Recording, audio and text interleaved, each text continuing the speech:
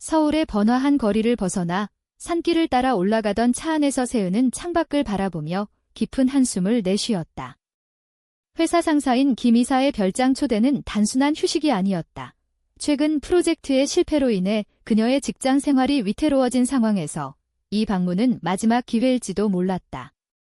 그런데 도착한 별장에서 마주친 건 상사의 딸 샘이었다. 그녀의 눈빛이 세은을 향해 이상하게 빛나고 있었다. 세은은 문을 열고 들어서자마자 공기의 무거움을 느꼈다. 김 이사는 가족과 함께한 저녁 식사를 제안했지만 그의 아내는 피곤하다며 일찍 방으로 들어갔고 이사는 술을 마시며 사업 이야기를 꺼냈다. 세미는 테이블 맞은편에 앉아 조용히 세은을 관찰했다. 그녀는 대학생으로 세은이 회사에서 들은 바에 따르면 똑똑하고 야심차지만 가족의 기대에 짓눌린 아이였다. 세은은 불편한 시선을 피하려 애썼지만 세미의 미소가 점점 더 대담해지는 걸 느꼈다. 저녁이 깊어지자 김 이사는 취해서 잠들었고 세은은 홀로 테라스에 나와 담배를 피웠다. 비가 내리기 시작한 밤하늘 아래 세미가 다가왔다. 언니, 왜 여기 왔어요? 아빠가 부른 거예요. 세미의 목소리는 부드러웠지만 그 안에 숨겨진 긴장감이 느껴졌다. 세은은 대답 대신 웃으며 고개를 저었다. 일 때문이야. 내 아빠가 중요한 프로젝트를 맡겼거든. 하지만 세미는 더 가까이 다가서며 속삭였다. 그게 다예요. 언니, 나 언니를 좋아해요. 오래전부터. 세은의 심장이 멎는 듯 했다. 세미의 고백은 예상치 못한 폭탄이었다. 그녀는 자신의 성 정체성을 숨겨온 터라 이런 상황이 얼마나 위험한지 잘 알았다. 한국 사회에서 동성애는 여전히 금기시되었고 특히 상사의 가족과 엮인다면 모든 게 무너질 수 있었다. 세은은 후퇴하려 했지만 세미는 손을 잡아 끌었다. 언니, 나도 알아요. 언니가 나 같은 사람을 좋아한다는 거 회사에서 본 적 있어요. 그 눈빛. 그날 밤 세은은 잠을 이룰 수 없었다. 세미의 말은 그녀의 과거를 건드렸다. 고등학교 때 첫사랑이었던 여자친구와의 이별, 가족의 반대, 사회의 시선 모든 게 다시 떠올랐다.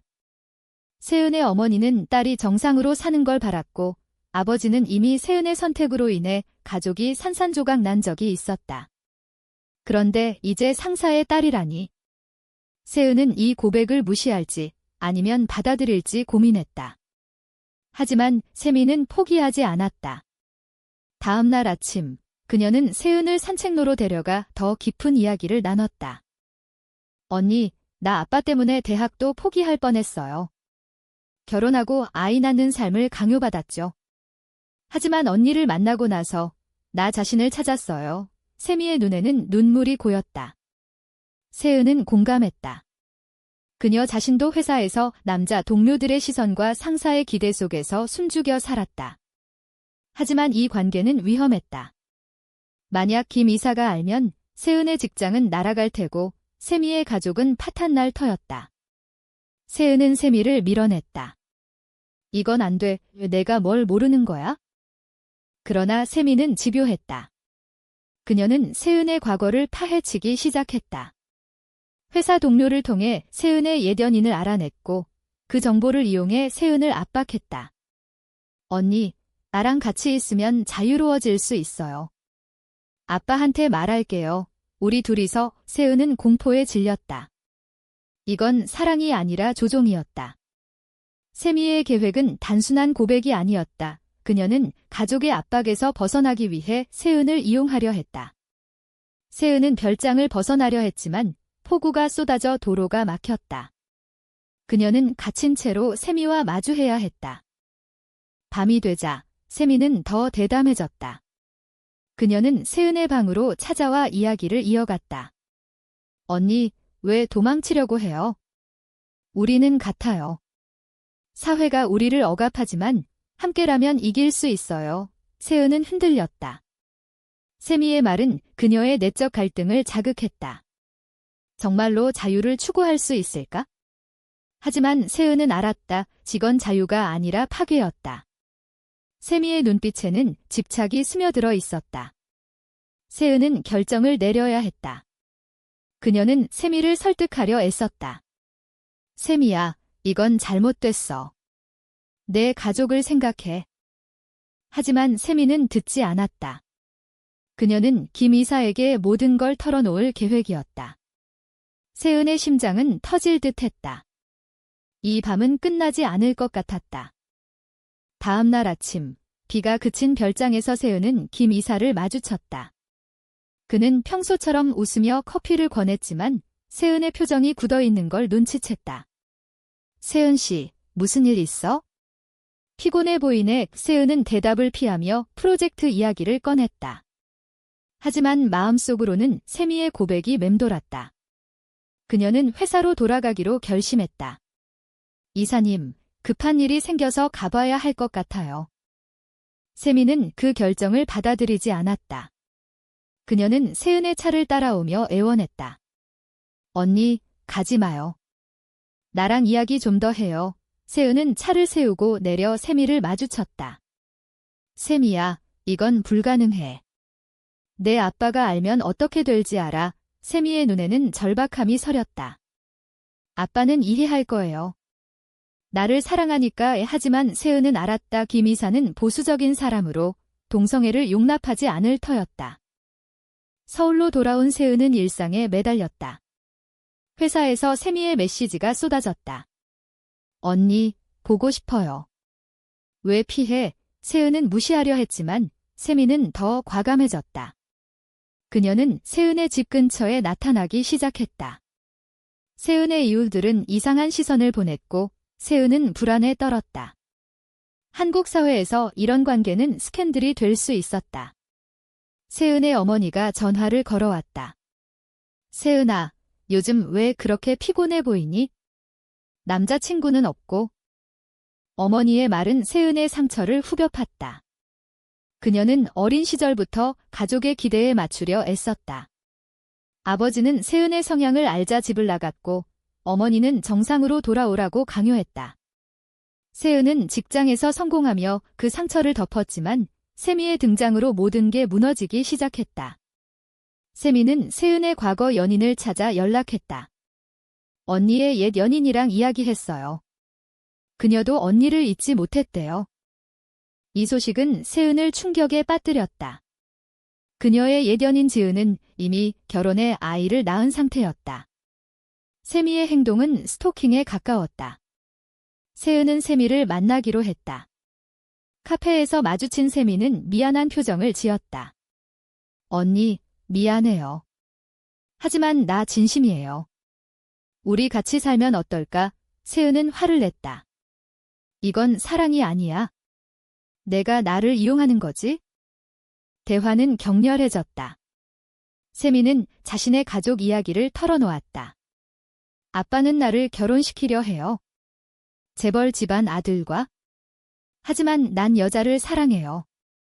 언니가 내 구원자예요. 세은은 공감했지만 동시에 분노했다. 세미는 자신의 고통을 세은에게 전가하고 있었다. 이 관계는 양쪽 모두를 파괴할 터였다. 세은은 세미를 떠나려 했지만 세미는 울며 매달렸다. 언니, 가지 마. 나 없이 못 살아. 그날 밤 세은은 집에서 혼자 울었다. 그녀는 자신의 성 정체성을 받아들이려 애썼지만 사회의 벽은 높았다. 친구들은 왜 결혼 안 해? 라고 물었고 회사에서는 승진을 위해 정상으로 보이려 노력했다. 세미의 계획은 세은의 삶을 뒤집었다. 그녀는 김 이사에게 모든 걸 털어놓을까 고민했다. 하지만 그건 세미를 배신하는 일이었다. 도덕적 딜레마가 세은을 괴롭혔다. 다음 주 세미는 더 대담한 행동을 했다. 그녀는 회사로 찾아와 세은을 기다렸다. 동료들이 수근거렸다. 저 여자 누구야? 세은 씨 여동생. 세은은 세미를 끌고 나와 말했다. 이제 그만해. 내가 원하는 대로 안 될 거야. 세미는 눈물을 흘리며 말했다. 언니, 아빠한테 말할게요. 우리 관계를 세은의 얼굴이 창백해졌다. 이건 끝이었다. 김 이사는 세은을 불렀다. 세은 씨, 내 딸이랑 무슨 일 있어? 세은은 부정했지만 이사의 눈빛은 의심스러웠다. 세은의 직장 생활은 위태로워졌다. 그녀는 세미를 원망했지만 동시에 동정했다. 세미도 피해자였다. 가족의 압박 속에서 필사적으로 자유를 찾는. 하지만 세은의 선택은 명확해졌다. 그녀는 세미를 멀리하기로 했다. 위기가 고조되자 세은은 어머니를 찾아갔다. 서울 근교의 작은 아파트에서 어머니는 딸을 반겼지만 곧 표정이 굳었다. 세은아, 요즘 회사에서 문제 있니? 내 상사가 전화 왔어. 세은은 놀랐다. 김 이사가 어머니에게 연락한 건가? 어머니는 한숨을 쉬며 말했다. 내가 다시 그 길로 가는 건 아니지? 지난번처럼. 세은의 과거가 다시 떠올랐다. 대학 때 지은과의 관계가 발각되자 어머니는 병원에 데려가 치료를 받게 했다. 이건 병이야. 고칠 수 있어. 세은은 그 기억으로 인해 트라우마를 안고 살았다. 이제 세미의 일로 모든 게 반복될까 봐 두려웠다. 세은은 어머니에게 솔직히 털어놓았다. 엄마, 나 여전히 여자를 좋아해. 하지만 이번 일은 달라. 어머니의 반응은 격렬했다. 그만해. 내가 그러면 가족이 어떻게 돼? 내 아버지가 왜 떠났는지 잊었어. 세은은 울며 대답했다. 엄마, 나도 고통스러워. 하지만 숨기며 사는 게 더 아파. 이 대화는 세은의 내적 갈등을 폭발시켰다. 그녀는 가족의 사랑과 자신의 정체성 사이에서 선택해야 했다. 어머니는 결국 생각해봐라고 말하며 방을 나갔다. 한편 세미는 포기하지 않았다. 그녀는 세은의 소셜미디어를 통해 메시지를 보냈다. 언니, 미안해. 하지만 나 없이 못 살 거 알아. 세미의 행동은 점점 더 위험해졌다. 그녀는 김 이사에게 세은의 성향을 암시했다. 이사는 세은을 불러 물었다. 내 딸이 내가 그런 사람이라고 하던데. 세은은 부정했지만 이사의 태도가 변했다. 프로젝트에서 배제되었고 동료들의 시선이 차가워졌다. 세은은 절망에 빠졌다. 그녀는 지은을 만나기로 했다. 옛 연인은 카페에서 세은을 기다렸다. 세은아, 오랜만이야. 내가 왜 왔는지 알아? 지은은 결혼 생활을 이야기하며 말했다. 나도 후회했어. 하지만 사회가 이렇게 만들었지? 너도 포기해. 세은은 흔들렸다. 지은의 말은 현실이었다. 한국에서 동성 커플은 법적 보호도 받지 못했다. 세미와의 관계는 꿈일 뿐이었다. 하지만 세미는 세은의 만남을 알았다. 그녀는 지은에게 연락해 세은 언니는 이제 내 거야 라고 말했다. 지은은 세은에게 경고했다. 저 애 위험해. 집착이 심해. 세은은 세미를 만나 대면했다. 왜 이러는 거야? 이건 사랑이 아니야. 세미는 울며 말했다. 언니, 나 배신당한 기분이야. 아빠가 나를 버릴 것 같아. 대화는 감정의 소용돌이였다. 세미는 자신의 어린 시절을 털어놓았다. 엄마가 일찍 돌아가시고 아빠는 나를 인형처럼 다뤘어. 자유가 없었어. 세은은 공감했지만 세미의 방법이 잘못됐다고 지적했다. 내 고통을 나에게 전가하지 마. 이 순간 세은은 자신의 강함을 느꼈다. 그녀는 세미를 안아주며 말했다. 우리 각자 길을 가자. 그러나 세미는 받아들이지 않았다. 그녀는 김 이사에게 모든 걸 고백했다. 이사는 분노하며 세은을 해고했다. 내가 내 딸을 망쳤어. 세은의 삶은 무너졌다. 실업 상태에서 그녀는 가족과 마주쳤다. 어머니는 내가 선택한 결과야 라고 말했다. 세은은 홀로 서울 거리를 걸었다. 사회의 정죄가 그녀를 짓눌렀다. 위기 속에서 세은은 LGBT 커뮤니티를 찾았다. 온라인 모임에서 비슷한 사람들을 만났다. 그들은 너는 혼자가 아니야 라고 위로했다. 세은은 처음으로 자신의 정체성을 받아들이기 시작했다. 하지만 세미의 그림자는 여전했다. 세미는 세은의 새 직장을 알아내 스토킹했다. 세은은 경찰에 신고할까 고민했다. 해고 후 세은은 작은 카페에서 아르바이트를 시작했다. 삶은 단순해졌지만 내적 갈등은 여전했다. 세미의 메시지는 계속 왔다. 언니, 미안해. 다시 시작하자 세은은 차단했지만 세미는 새 계정을 만들어 연락했다. 이 집착은 세은을 지치게 만들었다. 그녀는 상담소를 찾았다. 상담사는 이건 건강한 관계가 아니에요. 경계를 지키세요 라고 조언했다. 김이사는 세미를 해외로 보내려 했다. 내가 이런 식으로 살면 안 돼. 세미는 반항했다. 아빠, 나 사랑할 권리가 있어. 이사의 반응은 냉혹했다. 그건 병이야. 치료받아 세미는 집을 나와 세은을 찾았다. 그녀는 세은의 카페로 왔다. 언니, 도와줘. 아빠가 나를 가둘 거야? 세은은 딜레마에 빠졌다. 세미를 돕는 건 자신의 삶을 다시 위험에 빠뜨리는 일이었다. 하지만 세미의 눈빛에는 진심이 보였다. 세은은 세미를 데리고 친구 집으로 갔다. 여기서 지내.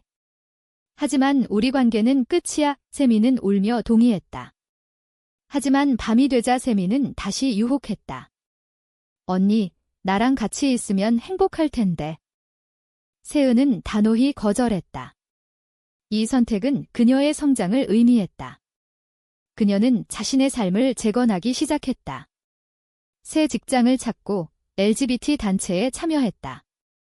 그곳에서 만난 사람들은 세은에게 힘을 주었다.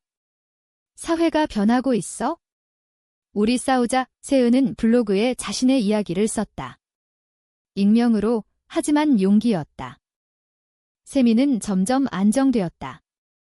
그녀는 상담을 받기 시작했다. 언니, 고마워. 나 잘못했어. 세은은 용서했다. 하지만 관계는 친구로 그쳤다. 김이사는 세미를 찾았고 가족 상담을 제안했다. 내가 잘못했어. 내 행복이 중요해. 이 변화는 느렸지만 희망이었다. 그러나 사회의 압력은 여전했다. 세은의 블로그가 퍼지자 비난 댓글이 쏟아졌다. 비정상. 가족을 파괴해. 세은은 흔들렸지만 지지자들도 있었다. 용기 내. 이 대조는 세은의 내적 투쟁을 상징했다. 그녀는 어머니와 재회했다. 엄마, 나 받아줘. 어머니는 눈물을 흘리며 안았다. 미안해, 세은아. 고조되는 드라마 속에서 세미는 배신을 저질렀다. 그녀는 세은의 블로그를 김 이사에게 보여주었다. 아빠, 이게 언니야. 이사는 세은을 고소하려 했다. 내가 내 딸을 망쳤어. 세은은 충격받았다. 세미의 행동은 사랑이 아니라 복수였다. 그녀는 세미를 마주쳤다. 왜 나를 배신해? 세미는 울며 말했다. 언니가 나를 버렸으니까. 나 혼자 고통받게 했어. 이 대화는 감정의 절정이었다. 세은은 세미의 고통을 이해했지만 자신의 생존을 선택했다. 그녀는 변호사를 찾아 대응했다. 법정 싸움은 피했지만 세은의 명성은 훼손되었다. 이 사건은 세은을 변화시켰다. 그녀는 해외로 떠날 준비를 했다. 한국에서 못 사는 건 아니지만 새 시작이 필요해. 세미는 후회하며 사과했다. 언니, 미안해. 나도 변할게. 하지만 세은은 떠났다. 공항에서 그녀는 자유를 느꼈다. 새로운 도시에서 세은은 삶을 재건했다. 외국에서 LGBT 권리가 더 인정받는 환경은 그녀에게 숨통을 주었다. 하지만 한국의 추억은 여전했다. 세미의 편지가 왔다. 언니, 나 이제 괜찮아. 아빠도 변했어. 돌아와. 이세은은 고민했다. 돌아갈까? 아니면 새 삶을 살까? 어머니의 전화가 왔다. 세은아, 집에 와. 내가 그리워. 세은은 울었다. 가족의 수용은 그녀의 오랜 꿈이었다. 그녀는 귀국을 결정했다. 서울에 돌아온 세은은 세미를 만났다. 우리 친구로 지내자. 세미는 고개를 끄덕였다. 언니, 고마워. 나 깨달았어. 김이사는 세은을 불러 사과했다. 내가 편협했어. 내가 내 딸을 구해줬어. 세은은 용서했다. 이 화해는 사회 변화의 상징이었다. 하지만 여전히 정죄의 시선은 있었다. 세은은 단체 활동을 통해 싸웠다. 우리 목소리를 내자. 고조된 드라마는 식었다. 세은은 새 연인을 만났다. 그녀는 세미처럼 집착하지 않는 서로를 존중하는 관계였다. 세미도 자신의 길을 찾았다. 대학을 졸업하고 LGBT 활동가로 변신했다. 그녀들은 가끔 만나 이야기를 나눴다. 그러나 과거의 상처는 남았다. 세은은 자신의 선택을 돌아봤다. 세미의 고백은 그녀의 삶을 바꿨다. 좋은 쪽으로, 나쁜 쪽으로. 사회의 압력 속에서 그녀들의 사랑은 가능했을까? 세은은 블로그에 썼다. 사랑은 자유지만 사회가 가로막을 때 우리는 어떻게 해야 할까? 이야기의 끝에서 세은은 창밖을 바라봤다. 서울의 불빛이 빛났다. 그녀는 강해졌다. 하지만 질문은 남았다. 세미의 계획은 정말 사랑이었을까? 아니면 이기심이었을까? 이 선택은 각자의 몫이다. 이 이야기에서 세은과 세미의 관계는 진정한 사랑이었을까? 아니면 사회의 희생양이었을까?